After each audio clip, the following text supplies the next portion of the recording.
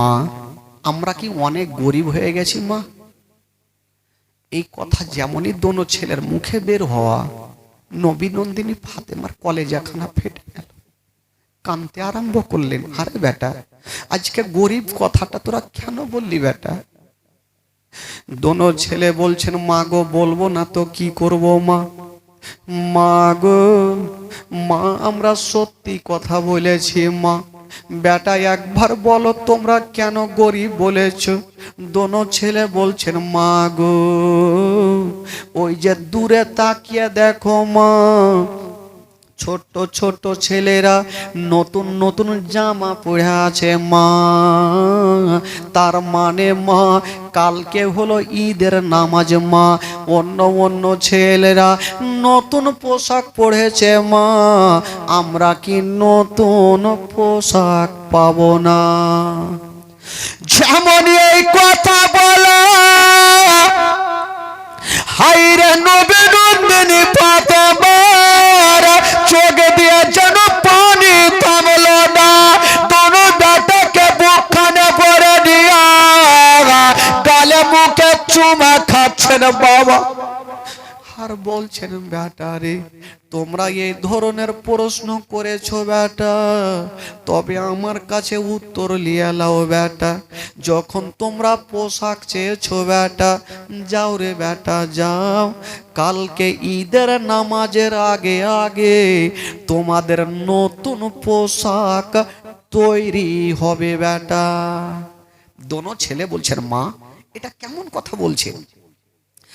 ঈদ কালকে মা, আর কোন এমন দর্জি আছে, টেলার আছে, হঠাৎ করে এরকম পোশাক সিলিয়ে দেবে মা?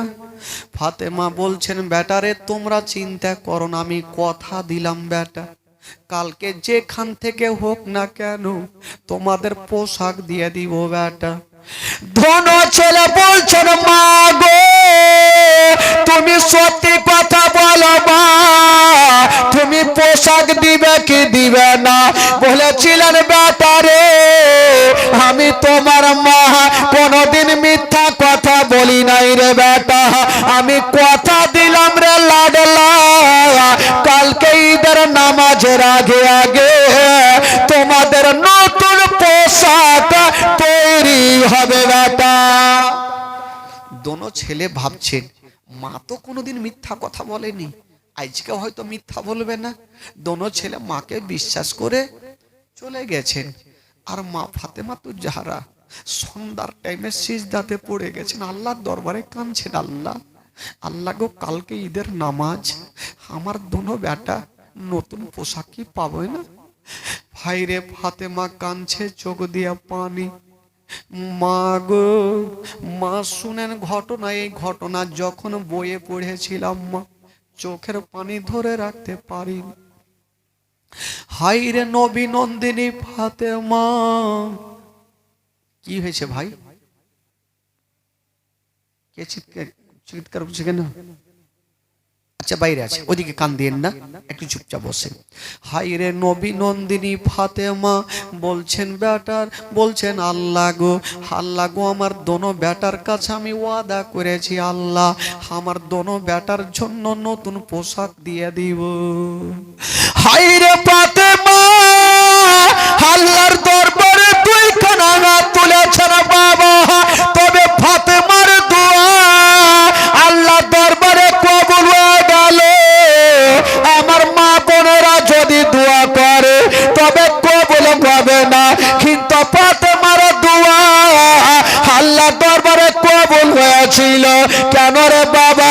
যেই ফাতেমা বাবা গো সন্ধ্যার টাইমে সিজদাতে পড়তে না সকাল হয়ে যেত, একটা সাজদা খতম হতো না। সকাল হয়ে যেত, একটা সাজদা খতম হইতো না। আজকা ফাতেমা টুকরে টুকরে কাঁদছেন, আল্লাহ তুমি আমার দোনো লালের জন্য একটু পোশাকের ব্যবস্থা করে দাও আল্লাহ। যদি পোশাক না পাই, সকাল বেলাতে আমার দোনো বেটা এসে আমাকে বলবে, মা মা পোশাক কোথায়? আমি উত্তর কি দিব? যেমনই ফাতেমা দোয়া করেছেন বাবা, আল্লাহর দরবারে দোয়া কবুল হয়ে গেল। আল্লাহ বলছেন জিবরাইল দেরি করো না, তাড়াতাড়ি করে জঙ্কি বলে জান্নাতে চলে যাও। আল্লাহ গো কেন? বলে জান্নাতে যাও আর দুটা সাদা রঙের পোশাক লিয়ে লাও, আর আমার হাবিবের বেটি ফাতেমার হাতে দিয়া দাও। আইরে জিবরিল আমিন ফেরেশতা জান্নাতে চলে গেছেন বাবা, আর জান্নাতে গিয়া দুটা সাদা রঙের পোশাক নিয়া একটা পুটলি তৈরি করেছেন বাবা, আর ফাতেমার গেটে এসে ডাক দিচ্ছেন, ও ফাতেমা তুমি দরজা খুলো। ফাতেমা তো যাহারা সিজদাতে মাথা দিয়েছিলেন বাবা, ডান দিকে সালাম ফিরাইয়া বাম দিকে সালাম ফিরাইয়া যেমনই দরজা খুলেছেন বাবা, দরজা খোলার আগে জিজ্ঞেস করছেন কে আছো গো, কে বাইরে থেকে ডাক দিচ্ছ বলো। বলছেন ফাতেমা দরজা খোলো। তবে জিবরিল আমিন ফেরেশতা নিজের নামখানা বললেন না, নিজের পরিচয় বললেন না। জিবরাইল বলছেন ফাতেমা তুমি দরজা খোলো, আমি হলাম ইমাম হাসান হোসাইনের দরজি। জোরে বলুন, আরো জোরে বলুন। আমি হলাম ইমাম হাসান হোসেনের দর্জি। ফাতেমা ভাবছেন আল্লাহ এই দর্জিকে তো আমি ডাকিনি, ই আসলো কোথায় থেকে, একবার যাই দেখি। যেমনই গিয়েছেন বাবা, দেখছেন মা একজন লম্বা লোক পুটলি নিয়ে দাঁড়িয়ে আছে। ফাতেমা চিনহে না, ওই পুটলি খানা দিলেন ফাতেমাকে। পুটলি খানা নিয়ে ঘরে চলে গেছেন, দরজা লাগিয়ে দিয়েছেন। যেমনই দরজা লাগিয়েছেন মা, ফাতেমা বলছেন আল্লাহ গো একবার পুটলি খুলে দেখি। যেমনই পুটলি খানা খুলেছেন বাবা, ওই পুটলির মধ্যে কোনো খাবার ছিল না, ওই পুটলির মধ্যে দুটা জান্নাতে সাদা রঙের পোশাক ছিল। দুটা জান্নাতি সাদা রঙের পোশাক। ফাতেমা দেখেছেন কতটা খুশি হবে। আহারে আমার দোনো বেটাকে তো আমি সাদা পোশাক গুলা তো দিতে পারবো। ফাতেমা তো যাহারা যাই নামাজ এবার কি বললেন, 2 রাকাত শুকরানা নামাজ আদায় করলেন। আল্লাহ গো তুমি ছাড়া কেউ নাই আল্লাহ। এবার ওই দুটা পোশাক একটু ধ্যান দেন ভাই, দুটা পোশাক রেখে দিয়েছেন একটা চেয়ারের ওপরে। আর ফাতেমা ভাবছেন সকালবেলাতে দোনো বেটাকে পড়াবো। পড়ানোর আগে আমার নবী চলে আসলো। আরে বেটি ফাতেমা আচ্ছা বলো তোমার ছেলেদের জন্য পোশাক তুমি বানিয়েছো মা? ফাতেমা বলছেন আব্বা গো বানাবো কেমন করে? আব্বা দেখেন পোশাক তৈরি হয়ে আছে। আবার নবী নজর করে দেখছেন আর বলছেন বেটি রে যে পোশাক আমি দেখতে পাচ্ছি রে মা, এটা তো দুনিয়ার পোশাক নয় রে মা। বলছেন আব্বা গো কোথায়কার পোশাক? বলছেন বেটি রে এ দুটা পোশাক হইল জান্নাতি পোশাক। হারে বেটি ফাতেমা তোমাকে পোশাকটা কে দিয়ে গেছে তাকে তুমি চিনহো? আব্বা গো আমি তো তাকে চিনি না, আর কোনো কথাও জিজ্ঞেস করিনি। আমার নবী বলছেন বেটি রে তুমি না চিনতে পারো রে মা, কিন্তু আমি তোমার আব্বা যেই লোকটা পোশাক দিয়ে গেছে তাকে ভালো করে চিনি। ওরে বেটি ফাতেমা আমি যেমন সমস্ত নবীদের সরদার, যেই লোকটা তোমাকে পোশাক দিয়ে গেছে মা ওই লোকটা হলো সমস্ত ফারিস্তাদের সরদার। আমি যেমন সমস্ত নবীদের কমান্ডার, যেই লোকটা তোমাকে পোশাক দিয়ে গেছে মা ওই লোকটা হলো সমস্ত ফারিস্তাদের কমান্ডার। ওই লোকটার নাম হলো জিবরিল আমিন। এই কথা যেমন বলতে নাই মা গো হায়রে নবী নন্দিনী ফাতেমা বলছেন আব্বা গো আমি অতটা বুঝি না আব্বা, আমার আল্লাহর কাছে আমি দোয়া করেছিলাম, আমার আল্লাহ দোয়া কবুল করে নিয়েছে। তবে আব্বা গো এই যে সকাল হয়ে গেল, দেরি করিয়েন না, আমার দোনো বেটাকে ডাকেন আর দুটা সাদা রঙের পোশাক পরিয়ে দেন। আমার নবী বলছেন, বেটি রে ঠিক আছে, তুমি চিন্তা করো না মা, একটু ধ্যান দেন ভাই। আমার নবী ডাক দিচ্ছেন, দোনো নাতিকে ডাকবেন। আর ওই মুহূর্তে আমার আল্লাহ বলছেন, জিব্রাইল যাও, আমার নবীকে বলে দাও পোশাক পরাবার আগে দোনো নাতিকে জিজ্ঞেস করুক তারা কোনটা রং নেবে। যদি তারা রং আলাদা নেই, কারণ দুটা পোশাক নিয়েছিল, কোন রং ছিল ভাই? সাদা। যদি তার নাতিরা বলে যে আমি অন্য রং নিব, আমার নবীকে বলবে এক চুল্লু পানি ছিটা মারবে, আমি আল্লাহ সে রংটাকে পরিবর্তন করব। বাবা গো, আমার নবীর কানে কানে জিবরাইল এসে বলে চলে গেলেন। আমার নবী ডাক দিয়েছেন বড় নাতিকে, ওরে আমার নাতি আমার কাছে চলে আসো। বড় নাতি ইমাম হাসান কত খুশি খুশি নানার কাছে হাজির। আজকে নানার হাতে সুন্দর নতুন পোশাক পরব। মা গো শুনেন মা, ইমাম হাসানকে আমার নবী জিজ্ঞেস করছেন, না নাতি আমার বলো, তুমি দেখছো সাদা রং, আচ্ছা তোমার বলো তুমি কোন রংটা পছন্দ করো। ইমাম হাসান একটু চোখটাকে বন্ধ করে নিয়ে একবার ওপরের দিকে চোখটা খুলে নিচে নজর করে বলছে, না না গো, আমি একটা রং সব চাইতে বেশি ভালোবাসি। কোনটা রং? বলছে না না গো, আমি কালো নেব না, হলুদ নেব না, লাল নেব না, ঘিয়া রং নেব না, না না গো, আমি সব চাইতে সবুজ রংটা পছন্দ করি। আমার নবী এক চুল্লু পানি ছিটা মারলেন বাবা, ওই সাদা ধকধকে সাদাটা সবুজ হয়ে গেল। বাবা ইমাম হাসানের গায়ে পড়িয়ে দিয়েছেন। ডাক দিচ্ছেন ছোট্ট নাতি হোসাইনকে, ও নাতি আমার চলে আসো। ইমাম হোসাইন খুশি খুশি চলে আসেন, আমার নানার হাতে পোশাক পরবো। আমার নবী বলছেন, বলো আমার নাতি তুমি কোনটা রং পছন্দ করো। ছোট্ট নাতি ইমাম হোসেন বলছেন, না না গো, আমি কালো নেব না, সবুজ নেব না, হলুদ নেব না, সাদা নেব না, না না গো, আমি সব চাইতে লাল রংটা পছন্দ করি। আমার নবী পানি ছিটা মারলেন, ওই সাদা জামাখানা লাল হয়ে গেল। ইমাম হোসেনকে পরিয়ে দিয়েছেন।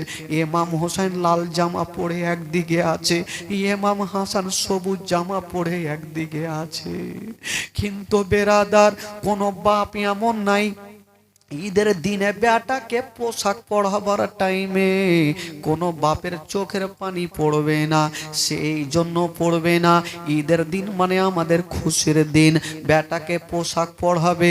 বেটা যদি রাজি হয়ে যায়, বেটা যদি মুস্কি মেরে হেসে যায়, তবে বাপের দিলখানা ভরে যাবে, মায়ের দিলখানা ভরে যাবে। সেই দিন আমার নবী পোশাক পরিয়েছেন, আমার নবী খুশি হলেন না।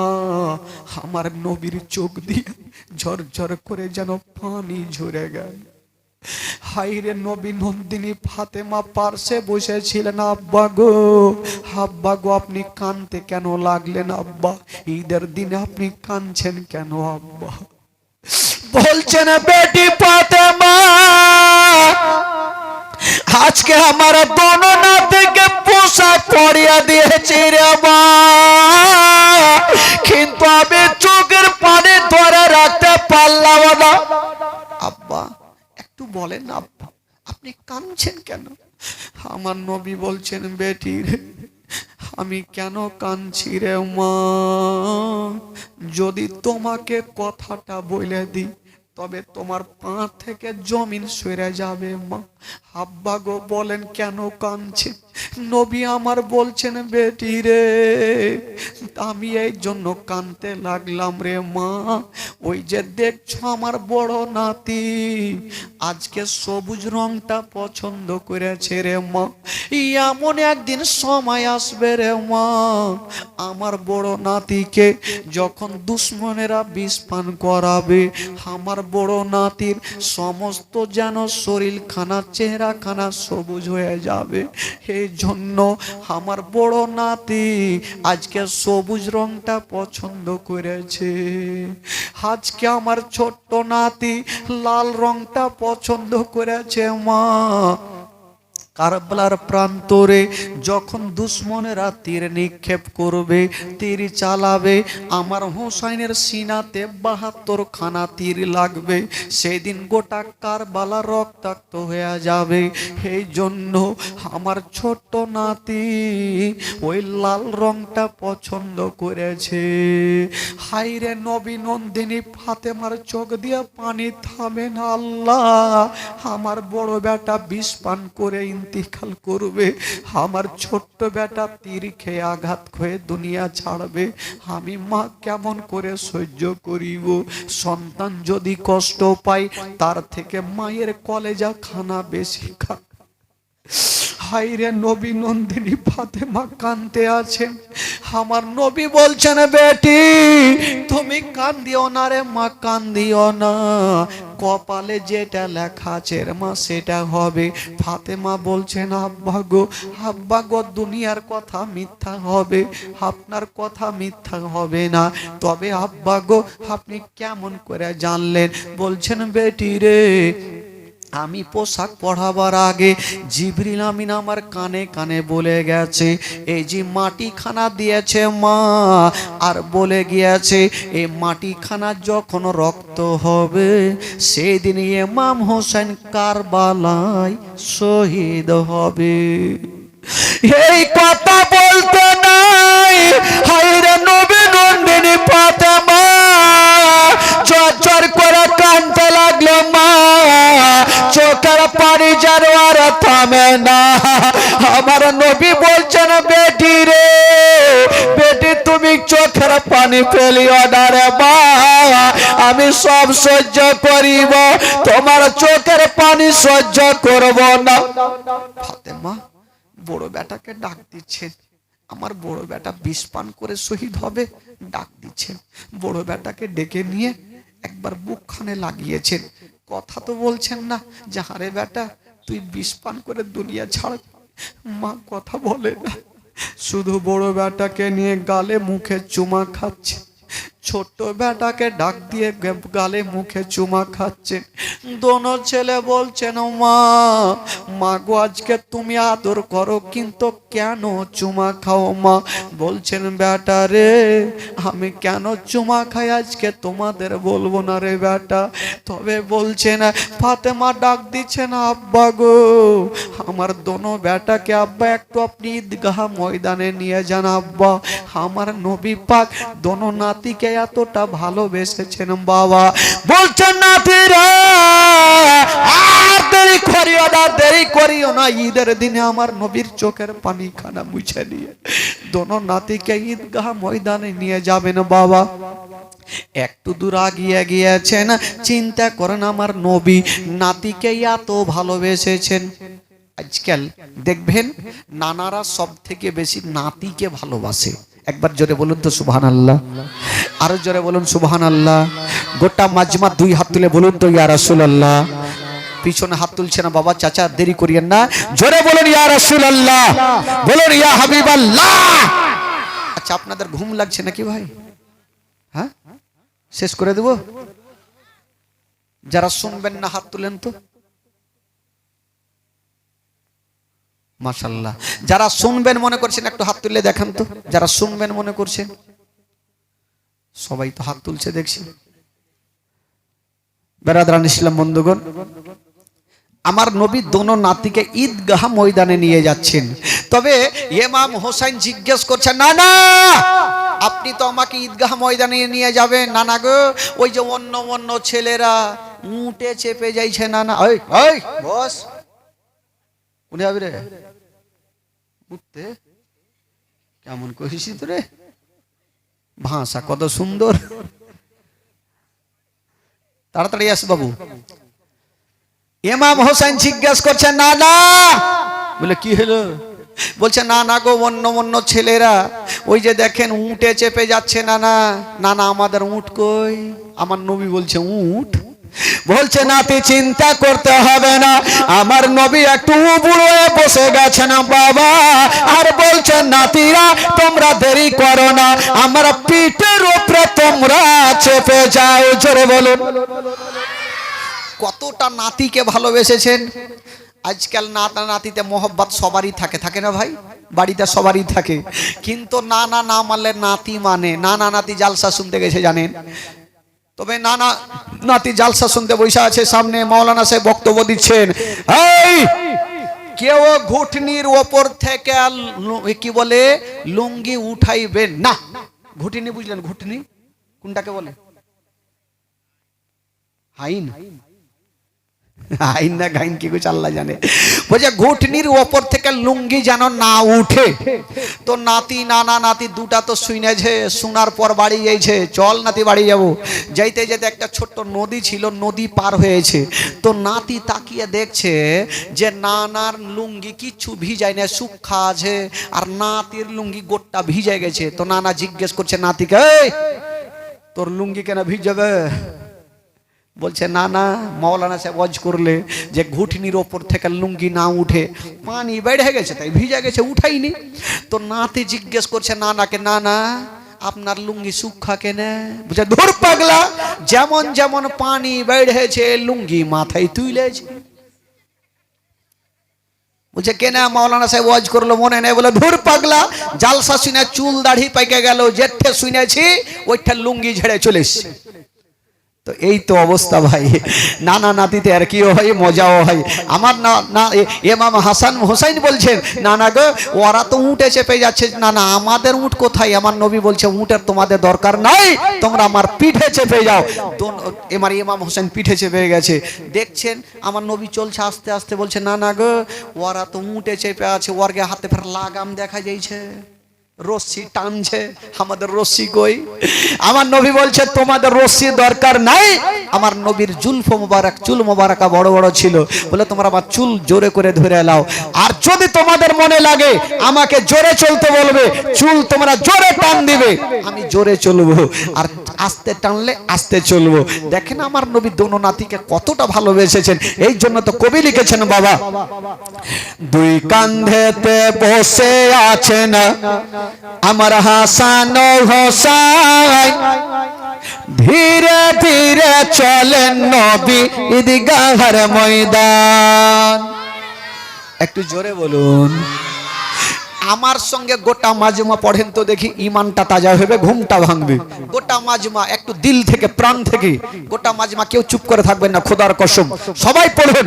দুই কাঁধেতে চেপে আছেন আমার হাসান হোসাইন, ধীরে ধীরে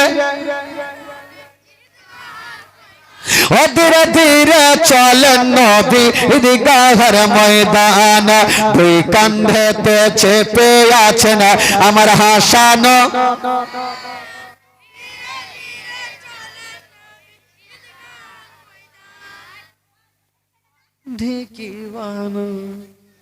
এতগুলো চাচা বৈশা আছেন, চাচা গো আপনারা যদি এরকম 4 দিন বৈশা থাকেন তো বক্তার এমনি নিন চলে আসবে। কারণ আপনাদের চোখের দিকে দেখে ভয় লাগছে, কেউ জীবনী শুনছে তো চোখ বন্ধ করে শুনছে। এই কথা বলবেন না খালা। গোটা মাজমা যদি পড়াতে গুনাহ হয় আমাকে দিন, নেকি হলে আপনারা নেবেন, খোদার কসম নবীর নামাজের কথা হচ্ছে ভাই, জোরে বলুন। দুই কাঁধেতে চেপে আছেন আমার হাসান হোসাইন, ধীরে ধীরে। পিছনে এত হাড্ডা হাড্ডি যুবকেরা বৈশা আছে, আরে বাবা এরকম হয় না। আজকাল মা বোনদের গীত দেখেছেন, মা বোনদের গীত একটা মা জানে বাকি জানে না। একজন বলছে লাসা, বাকিটি বলছে কাঁসা, জানে না কিন্তু সুর তো দিছে। আপনারা ওইরকম না জানেন ভাই, সুর তো দিবেন একটু। গোটা মাজমাদের দুই কাঁধেতে বসে আছেন আমার হাসান হোসাইন, ধীরে ধীরে, আরো জোরে, ধীরে ধীরে চলেন নবী। দুই কাঁধেতে চেপে আছেন আমার হাসান হোসাইন, ধীরে ধীরে চলেন নবী, ও ধীরে ধীরে। কাল সকালে ঈদের নামাজ পড়ব মা জননী, এখনো কি নতুন পোশাক কিনা মোদের হয়নি। কাল সকালে ঈদের নামাজ পড়ব মা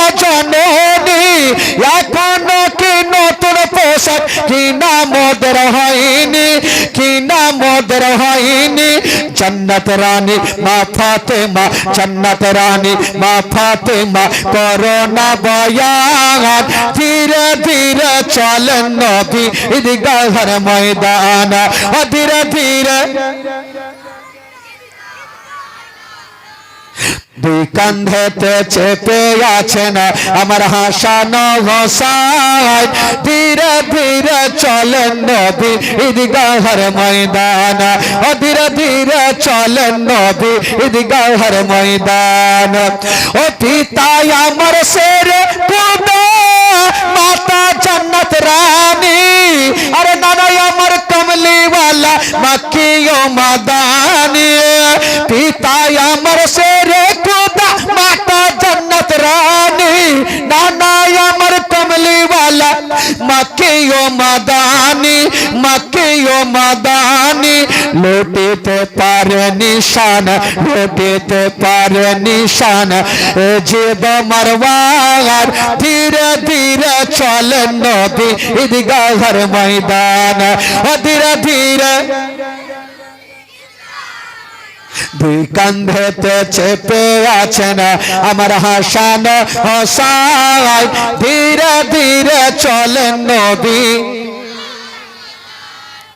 ও ফোরাত নদী বন্ধ করে মিটবে কি মনের আশা আরে 3 দিন কেন 7 দিন রই পরে পিপাসা রই পরে পিপাসা আরে ফোরাত নদী বন্ধ করে মিটবে কি মনের আশা 3 দিন কেন 7 দিন রই পরে পিপাসা রই পরে পিপাসা करबलाते शहीद होया करबलाते शहीद होया बाँचाबो ईमान धीरे धीरे चलें नबी ईदगाहर मैदान धीरे धीरे দুই কাঁধেতে চেপে আছেন আমার হাসান হোসাইন ধীরে ধীরে চলেন নবী ঈদগাহর ময়দান ধীরে ধীরে চলেন নবী মোহাব্বতে বলুন সুবহানাল্লাহ আর জোরে বলুন সুবহানাল্লাহ আচ্ছা বলুন তো জীবনীটা বলতে বলতে কোথায় থেকে ছাড়লাম ভাই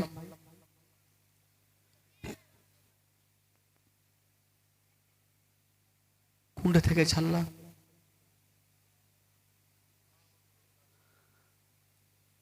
আগে মা আগে तेल लोग मन में है गे तेल लोग बोले ना की बोले তাই লোক সবারই মনে আছে আমার নবী দোনো নাতিকে নিয়ে কোথায় যাচ্ছেন জোরে বলুন কোথায় যাচ্ছেন আরো জোরে ঈদগাহর ময়দানে যাচ্ছেন সুবহানাল্লাহ বাবা গো তবে একটা কথা বলে দিই আমার নবী দোনো নাতিকে এত ভালোবেসেছেন ইমাম হোসাইন যখন আমার নবী নামাজে সাজদাতে গিয়েছিলেন আমার নবী গিয়ে পিঠে চেপে গেছেন আমার নবী দেখছেন আমার নাতি আমার পিঠে চেপে গেছে আমার নবী সাজদাকে লম্বা করে দিয়েছেন বাবা ও যুবকেরা আমার নবী একবার নয় 72 বার সিজদা তাসবিহ পড়েছেন বাবা এবার সিজদা থেকে মাথা তুললেন সাহাবারা বলছেন ইয়া রাসূলুল্লাহ এবার কি সিজদা লম্বা হয়ে গেল বলছেন না না আমার নাতি আমার পিঠে চেপেছিল আমার নাতি না পড়ে যাওয়ার কারণে আমি সিজদাকে লম্বা করে দিয়েছি আমার নবী কেমন ছিলেন দোনো নাতিকে কতটা ভালোবেসেছেন বাবা সুবহানাল্লাহ মাশাআল্লাহ বাবা গো একটা দুঃখের বয়ান না আপনারা বিরক্ত হচ্ছেন যদি তাহলে শেষ করে দেব যদি বিরক্ত হন হচ্ছেন না তো একটু তাহলে আপনারা একটু আগে আগে বসেন তো ফাঁকা যেগুলো পূর্ণ করেন তো এই যুবকেরা একটু চলে আসো তো বাবা একটা দুঃখের বয়ান বলবো শেষ করব চলে আসেন আসেন ওই হাড্ডা হাড্ডি ভাই ओ हेकड़ा भाई इधर आओ हाँ देखें तो एक সেইটা সেইটা বসবেন তাহলে না ভালো লাগবে দেখেন তো কত সুন্দর লাগছে মাশাআল্লাহ রাত্রি তো প্রায় 11:30টা হয়ে গেল নাকি তবে 12টা পর্যন্ত জীবনী করব কারণ আমার ভাই 2.5 ঘন্টাতে 2 ঘন্টাতে মন ভরে না, কারণ আমরা যুবক ছেলে তো বুঝতে পারছি না, বুড়া হয়তো আলাদা হয়। ওই ওই ওই ভাই,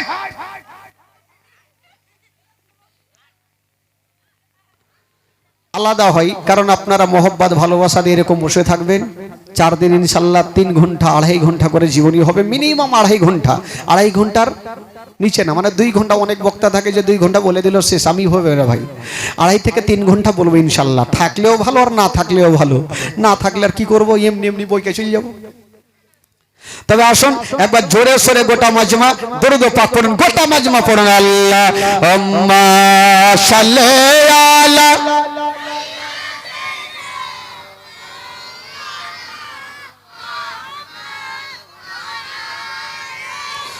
سيدنا وعلى آل سيدنا مولانا محمد اللهم صل على مولانا محمد وعلى آل سيدنا وعلى آل سيدنا مولانا محمد সাল্লাল্লাহু তাআলা আলাইহি ওয়াসাল্লাম। একবার গোটা মাজমা একটু নবীকে যারা সত্যিকারই ভালোবাসেন পরিচয় দিয়ে একটু হাত তুলে বলুন তো সুবহানাল্লাহ। জোরে বলুন ইয়া রাসূলুল্লাহ, বলুন ইয়া হাবিবাল্লাহ। মাশাআল্লাহ, একটু পাখনা তুলতে থাকবেন ভাই, আমার নবী আরো খুশি হবে। তবে আসুন একটু আপনাদের মনটা চাঙ্গা করে দিই। আমার নবী পাক সাহেবে লাউলাক দোনো নাতিকে নিয়ে ঈদগাহ ময়দানে গেলেন। তারপরের কি ঘটনা ঘটছেন, একটু মারাত্মক ঘটনা বলবো ভাই। তবে উর্দু আপনাদের ভাষাতে, কারণ আপনারা কতটা ভালোবাসেন, উর্দু কতটা বুঝেন। আপনারা মনে হয় বাংলা বুঝেন না নাকি? বাংলা তো ভালোই বুঝেন, সবাই বুঝতে পারছেন, কিন্তু উর্দু বেশি বুঝবেন, যেহেতু আপনাদের ভাষাই হচ্ছে উর্দু ভাষা। দেখি আপনাদের ভাষায় একটু বলবো, আপনারা গোটা বাজবা আমার সঙ্গে বলেন তো দেখি। নরওয়ালা আয়া হে নর লেকার আয়া হে, নরওয়ালা আয়া হে নর লেকার सारे आलम में ये देखो कैसा नूर छाया है। अस्सलातो अस्सलामु अलैका या रसूल अल्लाह, अस्सलातो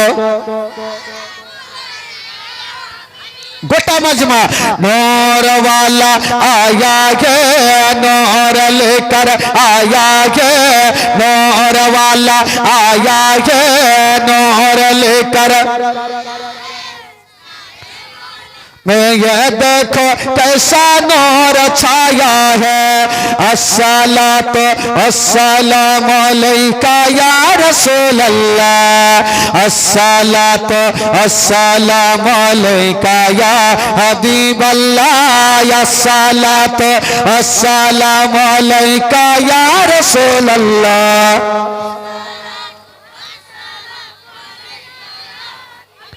ओ तेरे नस्ल पाक में है बच्चा बच्चा नूर का, तेरे नस्ल पाक में है बच्चा बच्चा नूर का, तू है आईने तेरा तेरा सब घराना नूर का।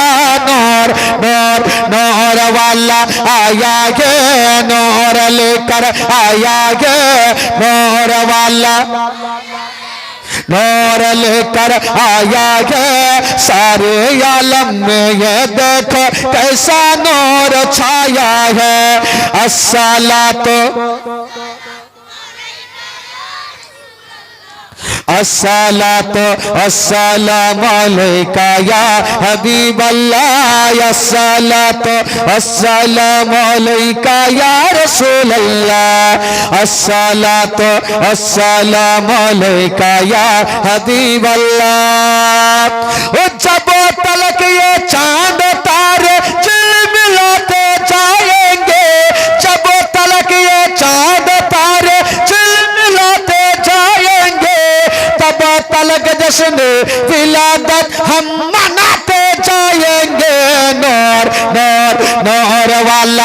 आया ये नूर लेकर आया ये नूर वाला आया ये नूर लेकर आया ये सारे आलम में ये देखो कैसा नूर छाया है अस्सलातु अस्सलामु अलैका या रसूल अल्लाह अस्सलातु अस्सलामु अलैका या हबीब अल्लाह सरकार की आमद গোটা মাজমা বলেন তো দেখি জোরে করে বলবেন সরকার কি আমদ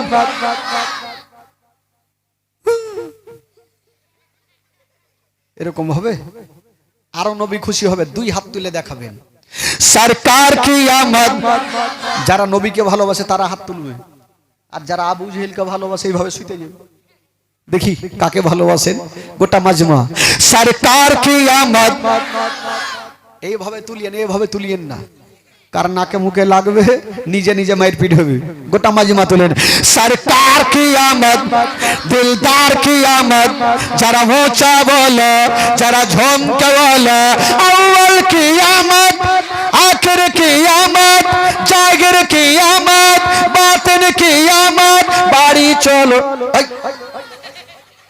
বাড়ি চলো বলছি তাও বলছে মারহাবা মানে সুর ধরলে যে সবই তো বললে তো চলবে না ভাই একবার মোহাব্বতে বলে দিন সুবহানাল্লাহ আরে জোরে বলুন বেরাদার বন্ধুগণ বাবাজি আমার ভাইরা তবে এবার আসুন একটু জীবনের দিকে আসুন একটু মনটা চাঙ্গা না করলে তো ভাই বুঝতে পারছেন শুইতে যাবে সব ঘুমাতে দিব না ভাই এবার আমার নবী পাক সাহেবের আওলাদ দোনো নাতিকে নিয়ে বাড়ি চলে আসলেন আমার নবী চলে গেলেন দোনো নাতি মার কাছে থাকতে লাগলেন এই খালা सुन गे खाला के कोल जाके माँ के बुबू के नानी के तो सुने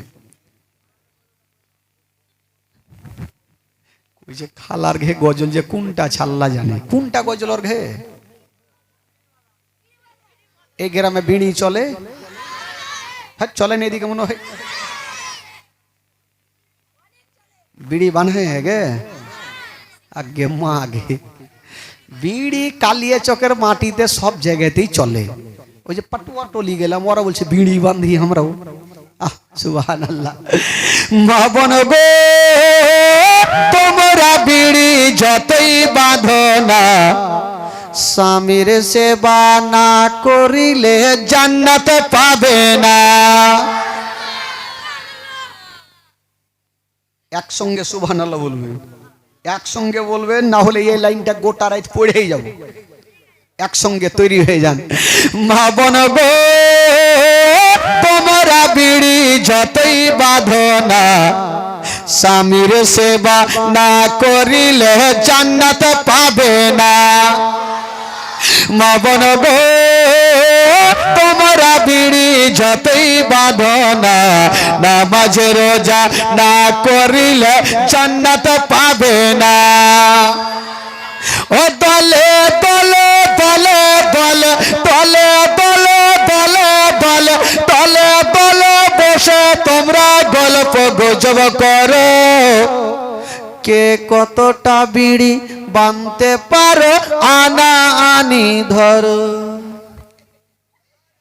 আজকাল দু চারটা গোল হয়ে বসে গেল তেরা কাত্তাটি বাঁধা হুয়া ওগুলা গল্প অর্ঘের মধ্যে ভালো গল্প নাই যে তুই এক পারা পড়েছি তো আমি দু পারা পড়বো ওইগুলা গল্প নাই বিড়ি বাঁধা লিয়ে কম্পিটিশন ও দলে দলে দলে দলে দলে দলে বসে তোমরা গল্প গুজব করো কে কতটা বিড়ি বাঁধতে পারো আনা আনি ধরো আনা আনি ধরো আরে আনা আনি ধরো না বিড়িতে কোরআন পড়ো বাড়িতে আল্লাহ তোমায় করবে গোপার নইলে তোমরা ডুবে যাবে নইলে তোমরা ডুবে যাবে দোজখের মাঝার মা বোন গো তোমরা রান্না যতই করো না স্বামীর সেবা না করিলে জান্নাত পাবে না মা বোন গো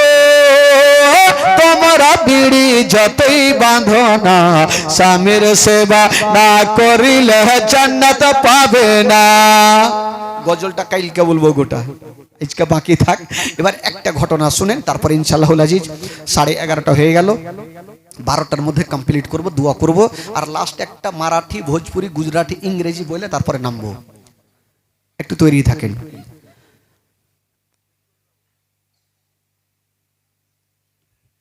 দোনো ছেলে ফাতেমাতুজ জাহরা রাদিয়াল্লাহু তাআলা আনহার কাছে আছেন, আস্তে আস্তে করে বড় হচ্ছেন। তবে একটা কথা,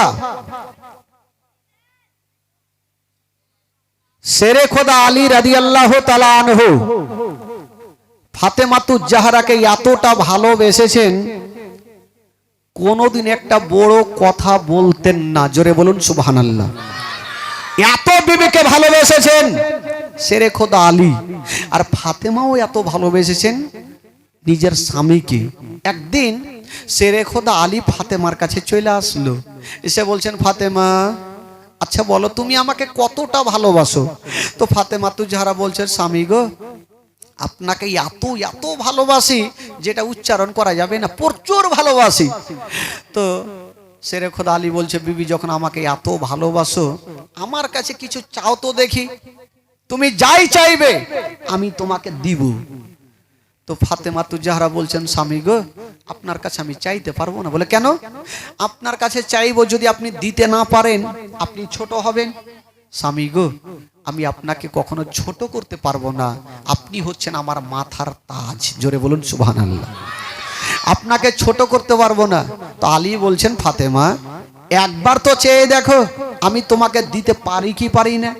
তো ফাতেমাতুজ জাহরা ভাবছেন কি চাইবো, তখন বলছেন, স্বামী গো আপনার কাছে একটা জিনিস চাইবো। বলে বলো।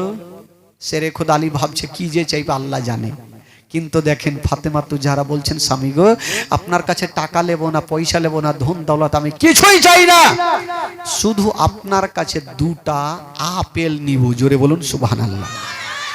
কি চাইলেন ভাই? আজকাল যদি আমার মা বহিনেরাকে বলা যায় যে বিবি তুমি কি চাও, চাও তো দেখি, তো বিবিরা আপেল চাইবে, 2-4 ভরি গহনা দাও, বানারসি শাড়ি দাও, এরা জীবনে আপেল চাইবে না। कंजूस की बेटी सब রাগিয়েন না খেলা। তো ফাতেমাতুজ জাহরা বলছেন, স্বামী গো আপনার কাছে টাকা নেবো না, পয়সা নেবো না, মাত্র 2টা আপেল চাই। তো আলী বলছেন, 2টা আপেল দেওয়া কোনো বড় ব্যাপার হইল? পকেটে টাকা নাই, যাব কাজ কাম করবো আর আপেল নিয়ে চলে আসবো, তো বিবি খুশি হয়ে যাবে। শেরে খোদা আলী বিবিকে খুশি করার জন্য তারওয়ারি হাতে নিলেন আর বেরিয়ে গেলেন। কোথায় যাচ্ছেন বাবা? জঙ্গলে পৌঁছে গেল। টাকা নাই পকেটে, কি করব? এবার ওই একটা গাছে চেপে গেছেন বাবা, আর শুকনো শুকনো লকড়ি গুলাকে কেটে একটা বোঝা তৈরি করলেন। যেমন বোঝা তৈরি করেছেন বাবা, ওই বোঝা নিয়ে চলে গেছেন, বাজারে দাঁড়িয়ে আছেন, কিন্তু বাবা খরিদ্দার কেউ আসে না। শেরে খোদা আলী বাজারে দাঁড়িয়ে আছেন আর ভাবছেন, আল্লাহ আমার লকড়ি যদি বিক্রি না হয় আমি ফাতেমার জন্য আপেল কোথায় থেকে নিয়ে যাব? ওই শেরে খোদা আলী বাজারে দাঁড়িয়ে দাঁড়িয়ে কান্দে, আর ফাতেমাতুজ জাহরা ঘরের মধ্যে চিন্তা করছেন, আল্লাহ গো আমার স্বামীর কাছে আপেল চেয়েছি, আল্লাহ আমার স্বামী জানি না কোথায় গেল, আল্লাহ গো আমি আপেল চাই না, আমার স্বামীকে ভালো অবস্থায় আমার বুকখানে ফিরিয়ে দাও। ওইদিকে মা ফাতিমা ঘরের মধ্যে কান্দে, আর শেরে খোদা আলী বাজারে দাঁড়িয়ে দাঁড়িয়ে কান্দে।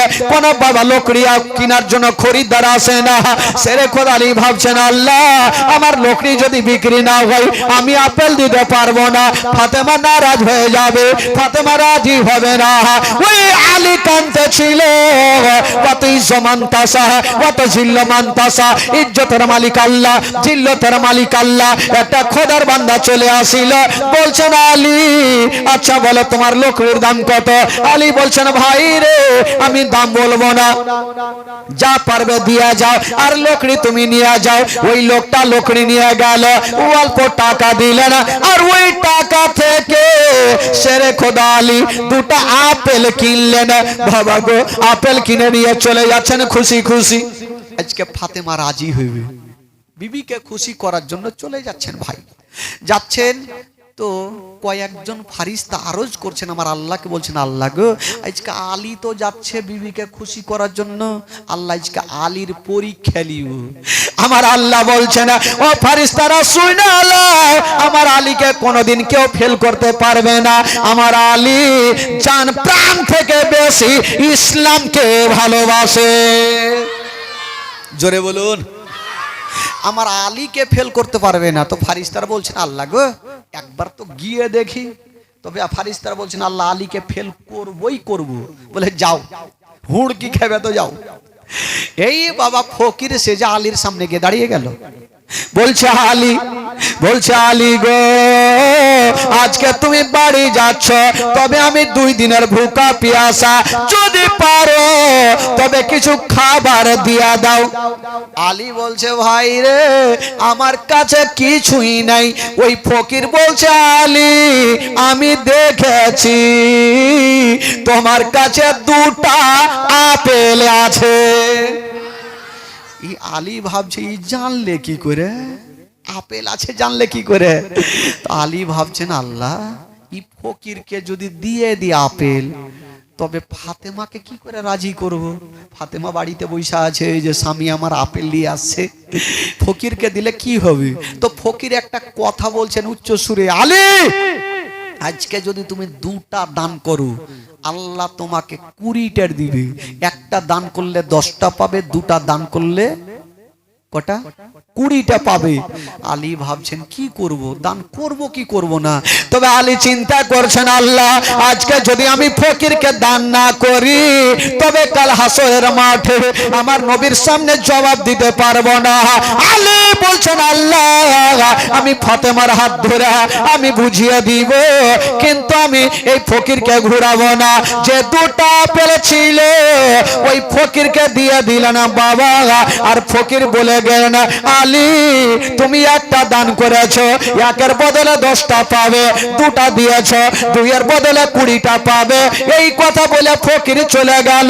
আর আলী বাবা গো বাড়ি চলে গেছেন, দরজায় দাঁড়িয়ে গেছেন, ভিতরে যেতে পারে না। ভাবছেন আজকে ফাতেমাকে কত রকম করে রাজি করাইলাম, যে তোমাকে আপেল দিব, চাও 2টা আপেল চাইলো, আমি 2টা আপেলও দিতে পারি না। আলী বাইরে দাঁড়িয়ে দাঁড়িয়ে কান্দে, আর ফাতেমা তো যারা ঘরের মধ্যে কান্দে।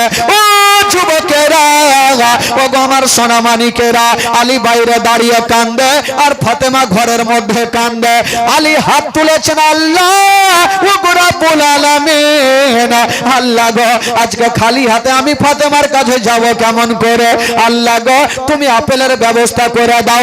যেমন আলী দোয়া করেছেন বাবা, আল্লাহর দরবারে আলীর দোয়া কবুল হয়ে গেল। আল্লাহ বলে যাও যাও, আমার আলীকে আপেল দিয়ে চলে আসো। বাবা গো, যেই ফকির সেজে 2টা আপেল নিয়ে গিয়েছিল, ওই ফকির সেজে 2টা আপেল নিয়ে চলে আসিল। বলছেন আলী, এই যে 2টা আপেল নিয়ে এলাও, আল্লাহর তরফ থেকে 2টা আপেল নিয়ে আসলাম।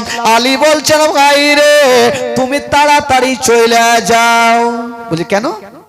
তুমি আপেল দিয়ে ভাবছো আমি খুশি হব? বলে কেন? যাও এখান থেকে। ফারিস্তা চিন্তা করছে, আপেল দিতে আসলাম না হুড়কি খেতে আসলাম।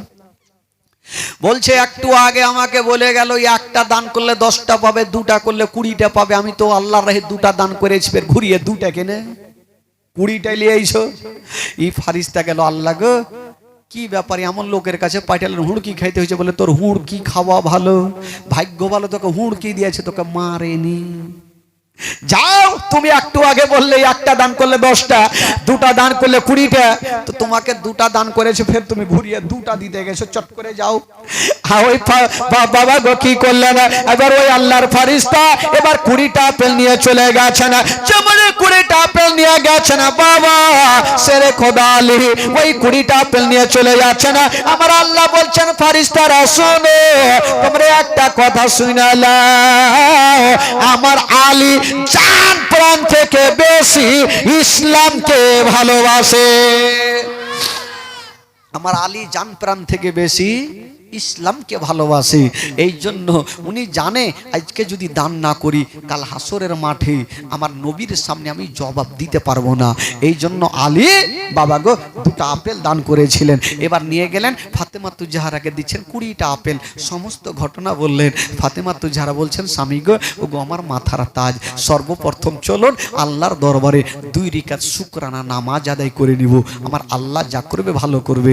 বাবা গো ওই জান্নাতি আপেল ফল খেলেন। এ বেরাদার বন্ধুরা, তবে ফাতেমাতুজ জাহরা স্বামীকে কোনোদিন কষ্ট দেয়নি, স্বামীকে কোনোদিন দুঃখ দেয়নি। বাবা গো শেরে খোদা আলী রাদিয়াল্লাহু তাআলা আনহা বলেছিলেন, এ ফাতেমা একটা কাজ করো তো, তুমি বাড়িতে সব সময় থাকছো, আমার দোনো বেটাকে তুমি দেখে থাকছো, তবে ফাতেমারে তোমাকে একটা কথা বলবো, আমার দোনো বেটাকে তুমি কোনোদিন কষ্ট দিও না, কোনোদিন দুঃখ দিও না। আমরা গরিব হতে পারি, বাড়িতে খাবার না থাকতে পারি, তবে ফাতেমা দিল থেকে দোনো বেটাকে তুমি ভালোবাসিও।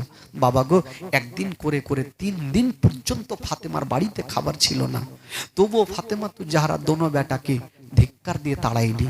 এমনই দুঃখের বায়ান আছে ভাই। তবে সময় মোটামুটি 11:30 পার হয়ে গেল, আবার সামনে 4টা রাত রয়েছে ইনশাআল্লাহুল আজিজ। 4টা রাত আবার আপনাদের সম্মুখে বলবো। তবে ফাতেমাতুজ জাহরা রাদিয়াল্লাহু তাআলা আনহা শেরে খোদা আলীর কাছে থাকতে লাগলেন। কালকের কি ঘটনা হবে আবার এখান থেকে আপনাদেরকে শোনাবো। সকলে দাঁড়িয়ে যান আর সালাতু সালাম পড়ুন। ইয়া নবী সালাম, ইয়া রাসূল